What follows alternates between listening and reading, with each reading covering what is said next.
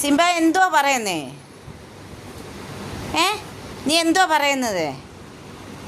എടാ ഇപ്പം കഥ തുറക്കണ്ട.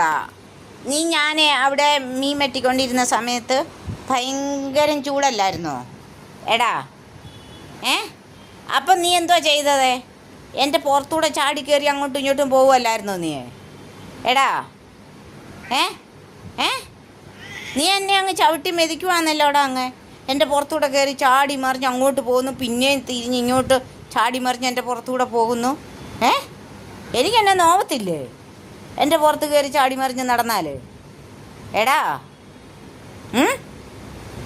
എടാ ഇങ്ങോട്ട് നോക്കടാ സിംബാ, ഇങ്ങോട്ട് നോക്കിയേ, ഇങ്ങോട്ട് നോക്കിയേ കുഞ്ഞെ മോനെ.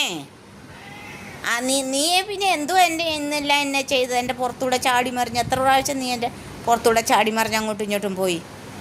എടാ പിന്നെ എനിക്ക് പുറത്ത് നോകത്തില്ലേ പിന്നെ എൻ്റെ മണ്ടിൽ കൂടെ ചാടി ഇങ്ങനെ നടന്നാൽ? എടാ എന്നിട്ട് പിന്നെ നീ അത് ചെയ്തില്ലേ? എടാ മോനെ, അമ്മച്ചി പിന്നെ കഥ തുറക്കാം.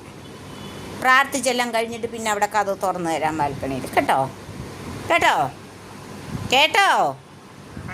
ആ ശരി.